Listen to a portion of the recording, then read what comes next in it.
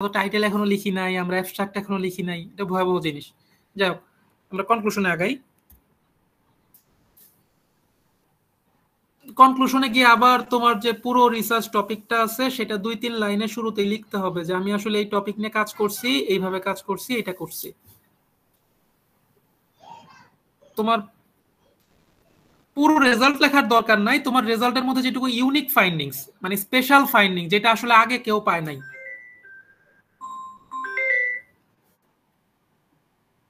ঠিক আছে, unique findings গুলো তোমার এখানে লিখতে হবে। তোমার কাজের লিমিটেশন কি ছিল, নিশ্চয়ই তুমি একটা রিসার্চ করছো, সেই রিসার্চে তোমার কিছু লিমিটেশন ছিল। তোমার হতে পারে তোমার ল্যাব এক্সপেরিমেন্ট করছো, ল্যাবের হয়তো অনেক ভালো সেটআপ ছিল না। তুমি সার্ভে করছো, সার্ভের হয়তো স্যাম্পল সাইজ খুব ছোট ছিল, হয়তো সার্ভে ডিজাইনটা ভালো ছিল না। তুমি সিমুলেশন করছো, সিমুলেশনে তুমি হয়তো অনেক হেভি সফটওয়্যার পাও নাই, তোমার সফটওয়্যারটা দুর্বল ছিল। এই যে তোমার লিমিটেশন, এটা লিখতে হবে। খুব বেশি লেখো না, আবার নিজের লিমিটেশন নিজে এত ঢাকঢোল পিটায় বলার কিছু নাই। এটা 2 লাইনে লিখে শেষ করে দিতে হয় লিমিটেশনটা, যে আমার এই ছিল না। এবং ওইটা থাকলে তুমি বেসিক্যালি কি করতে পারতা, তুমি আরো বড় কিছু করে ফেলতে পারতা একদম। এটাই লিখতে হবে, ফিউচার রিসার্চ স্কোপ। তুমি যে কাজটা করছো সেই কাজটাকে তুমি যদি আরো বড় স্কেলে করতে পারো, তাহলে এই এই এই ঘটনাগুলো তুমি ঘটাতে পারবা। এক্সপেক্টেড, মানে এগুলো ফিউচারে তোমার আরো ডেভেলপ করার সুযোগ আছে। এইটা। So this is conclusion section. তাহলে কনক্লুশনে আমাদের কি কি থাকতেছে? কনক্লুশনে থাকতেছে রিসার্চ টপিকটা 2-3 সেন্টেন্সের মধ্যে বলে ফেলা, ইউনিক ফাইন্ডিংস গুলো লেখা, লিমিটেশন লেখা, এবং ফিউচার রিসার্চ স্কোপ কি হতে পারে সেটা লেখা। ক্লিয়ার? জি ভাইয়া। ওকে, ফাইন। নাও চলে আসলো অ্যাবস্ট্রাক্ট। বাস্তবতা হচ্ছে কি, ধরো আমি যদি এখন পর্যন্ত 40টা পেপার লিখে থাকি, 40টা পেপার মানে ধরো আমি যদি প্রতি পেপার 8,000 ওয়ার্ড লিখে থাকি, সেই হিসেবে মোটামুটি 3-3.5 লক্ষ ওয়ার্ড আমি লিখছি রিসার্চ আর্টিকেল হিসেবে, বা আরো বেশি লিখছি। আমার কিছু কিছু পেপার অনেক বড় পেপার আছে, 4 লাখ 5 লাখ ওয়ার্ড হয়তো আমি লিখছি। ওকে, কিন্তু আমি জানি যে এই 5 লাখ ওয়ার্ডের মধ্যে মানুষ আসলে পড়ছে অনলি প্রতিটা পেপারের অ্যাবস্ট্রাক্ট। কারণ পুরো পেপারটা এ টু জেড, এটা তোমাদের শুনতে খারাপ লাগতে পারে যে তুমি এত কষ্ট করে এত কিছু লিখলা, পুরো পেপারটা এ টু জেড সম্ভবত পড়বে শুধুমাত্র তোমার জার্নালের পিয়ার রিভিউ। কোনো পাঠক এটা, খুব বেশি পাঠক আর এখন পড়ে না। এখন তো আরো ওই যে বললাম আর্টিফিশিয়াল ইন্টেলিজেন্স গুলো চলে আসছে, তোমার টোটাল পেপারে কি কি আছে সেটা মানুষ খুব সহজেই সামারাইজ করে নেয়। কিন্তু তারপরেও যেটা হয় আর কি, তোমার তো পুরো রিসার্চটাই তোমার স্ট্রাকচার ফলো করে লিখতে হবে। লেখার পরে সবার শেষে তুমি এখন অ্যাবস্ট্রাক্ট লিখতে আসছো। অ্যাবস্ট্রাক্টের মধ্যে শুরুতেই ব্যাকগ্রাউন্ড লিখতে হয়, স্টাডি ব্যাকগ্রাউন্ড, যেটা তুমি ইন্ট্রোডাকশনের মধ্যে লিখছিলা সেটা আসলে এবার তুমি লিখবা 1-2 লাইনের মধ্যে।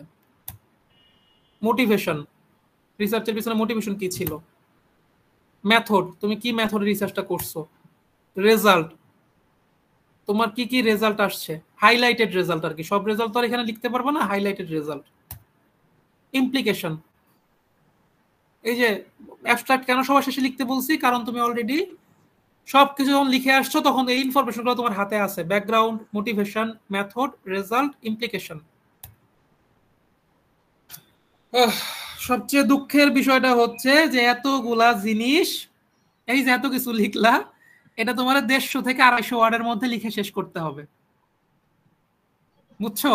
এতক্ষণ তো ফ্রি হ্যান্ডে অনেক কিছু লিখছো, চাওয়াজি করছো, অনেক কিছু লিখছো, সাহিত্য রচনা করছো, বর্ণনা লিখছো, মেথোডোলজি করছো, অনেক কিছু করছো। ফাইনালি তুমি অ্যাবস্ট্রাক্ট যখন লিখতে আসবে, এবার তোমার হাত পা একদম বেঁধে ফেলা হয়েছে টাইট করে, যে তুমি যাই লেখো পুরো রিসার্চই তুমি লিখবা, কিন্তু তোমার লিখতে হবে 250 ওয়ার্ডের মধ্যে, এর বেশি তোমার আমি জায়গা দিব না। আবার কিছু কিছু জার্নাল আছে যারা বলে দেয় 150 ওয়ার্ড, যেমন এই যে নেচার, নেচার জার্নাল, যেটা নেচার সাময়িকী, অনেক সময় পড়বা, যেখানে আইনস্টাইনের থিওরি অফ রিলেটিভিটি যেই জার্নালে পাবলিশ হয়েছিল, সেই জার্নালের অ্যাবস্ট্রাক্ট লিমিটেশন হচ্ছে 150 ওয়ার্ড, যেটা হচ্ছে কিউ ওয়ান ধরা হয় যে জার্নালকে, একদম বিশ্বের 1 নাম্বার বা একদম top most journal, nature journal. তো সেই নেচার জার্নাল বলে দেয় যে তুমি 150 ওয়ার্ডের মধ্যে তোমার অ্যাবস্ট্রাক্ট লেখা শেষ করবা। খুবই ভয়াবহ কাজ। তারপরেও আমাদের মানে লিখতে হয়, আদারওয়াইজ তো পেপার পাবলিশ হবে না। বা পেপার আসলে আমি মানে তারা আসলে টেস্ট করতে চায় যে তুমি যে এত কিছু করছো, তুমি আসলে 250 ওয়ার্ডের মধ্যে পুরো জিনিসটা বুঝাইতে পারো কিনা, দেখি তুমি কতটুকু জিনিসটা তুমি নিজে বুঝছো। তুমি যদি 250 ওয়ার্ডের মধ্যে বুঝাতে পারো, দ্যাট মিনস তুমি জিনিসটা আসলে বুঝছো, আদারওয়াইজ তুমি জিনিসটা নিজেই বোঝো নাই। ঠিক আছে, চ্যালেঞ্জটা ক্লিয়ার?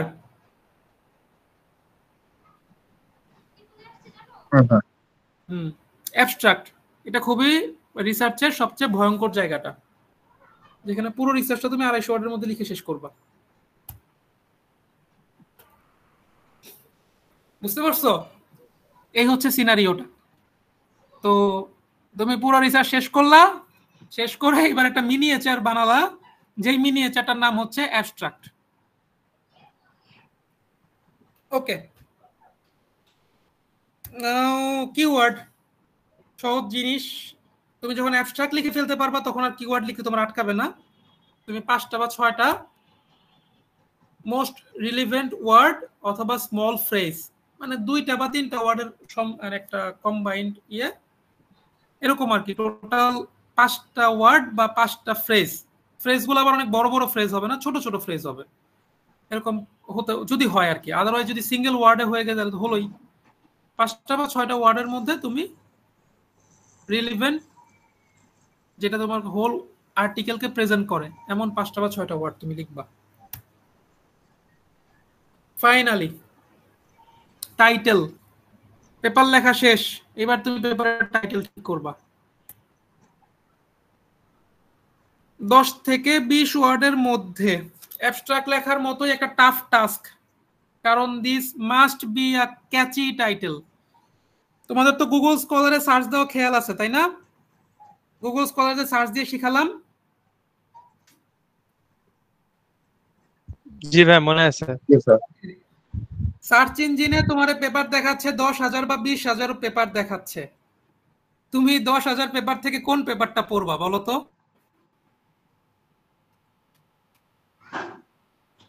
শুরুর দিকে যেগুলো থাকবে, যেটার টাইটেলটা রিলেভেন্ট হবে। হ্যাঁ, দ্যাটস দ্য পয়েন্ট।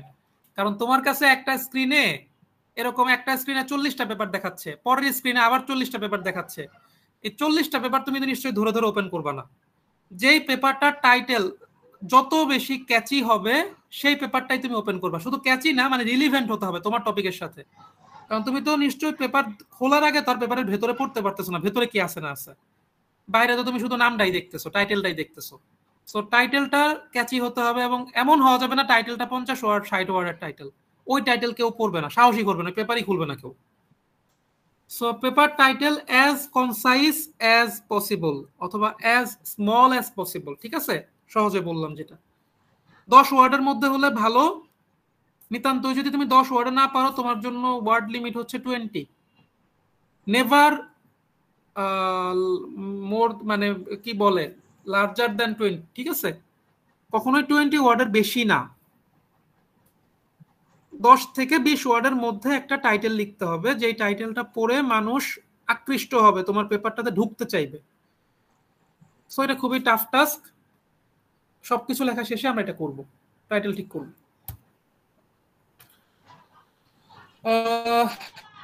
সো আমি এখানে উইলিয়াম শেক্সপিয়ারের একটা কথা দেখাচ্ছি, রোমিও অ্যান্ড জুলিয়েট। নাম শুনছো রোমিও অ্যান্ড জুলিয়েট? জি ভাই। জি ভাই। বইটই পড়ার অভ্যাস কার আছে? শেক্সপিয়ারের রোমিও অ্যান্ড জুলিয়েট নামে একটা নাটক আছে, খুব মজার নাটক। ঠিক আছে, রোমান্টিক। রোমিও, রোমিও তো সবাই বলে, রোমিও তো বললে তোমরা শুনতে পারো। রোমিও হচ্ছে ওই যে প্রেমিকদেরকে রোমিও বলে আর কি। তো ওই রোমিও জুলিয়েট থেকে জিনিসটা আসছে। তো জুলিয়েটের একটা ডায়লগ ছিল রোমিওর প্রতি। সেই ডায়লগটা হচ্ছে এইটা, যে হোয়াটস in a name that which we call a rose by any other word would smell as sweet। যে গোলাপ রে তুমি যেই নামেই ডাকো, গোলাপ গোলাপের মতোই গন্ধ ছড়াবে। নামটা এত জরুরি না, গোলাপের নাম তুমি যা নাম খুশি তাই নাম, ফাইন। বাট এইটা কি তাহলে রিসার্চের ক্ষেত্রে সত্য?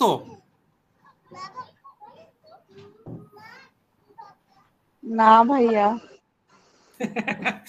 সো তুমি ভেতরে যত কঠিন কঠিন কমপ্লেক্স যা ইচ্ছা করো, তোমার একটা ভালো নাম দিতে হবে, আদারওয়াইজ কেউ তোমার পেপারটা খুলবে না।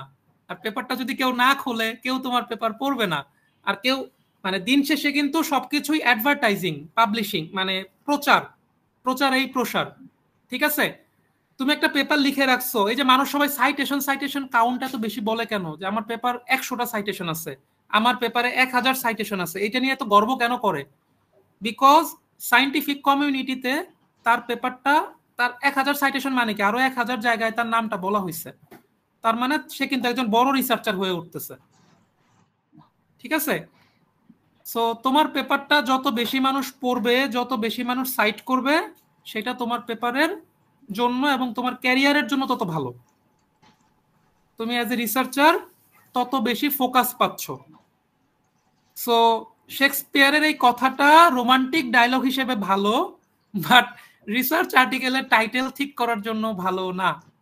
ক্লিয়ার?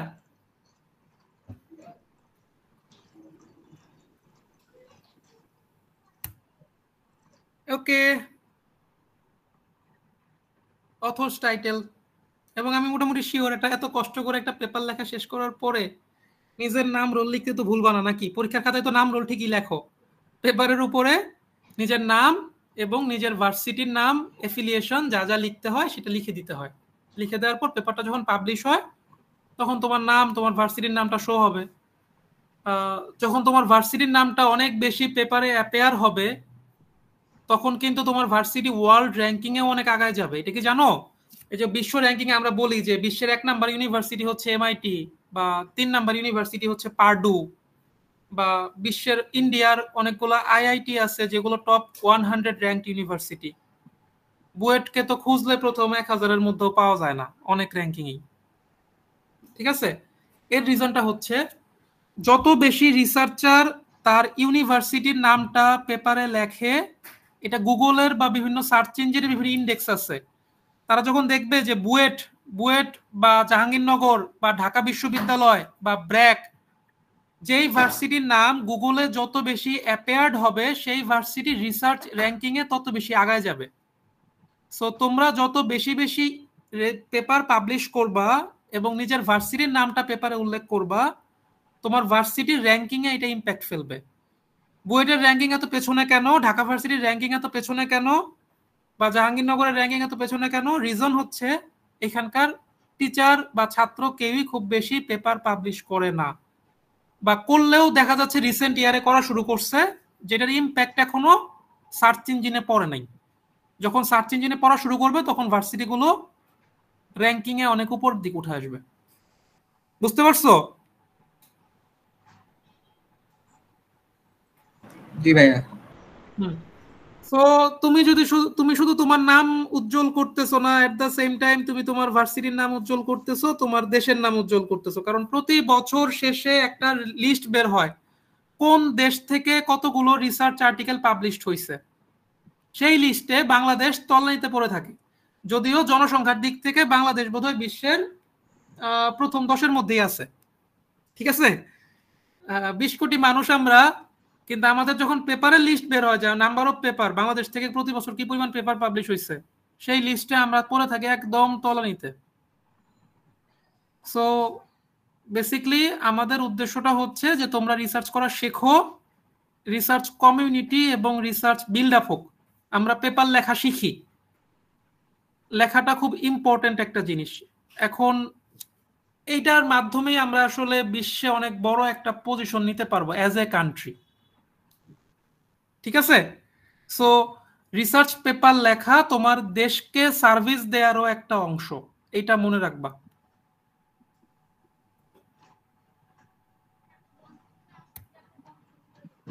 সো আমাদের স্লাইড এখানে শেষ। মোটামুটি গত 20 বছরে বা 30 বছরে বুড়িগঙ্গা নদী নিয়ে যত রিসার্চ হয়েছে সবগুলা রিসার্চ গুগলের সার্চ ইঞ্জিন তোমাকে দেখানো শুরু করবে, মানে গুগল স্কলার সার্চ ইঞ্জিন তোমাকে দেখাবে। এখন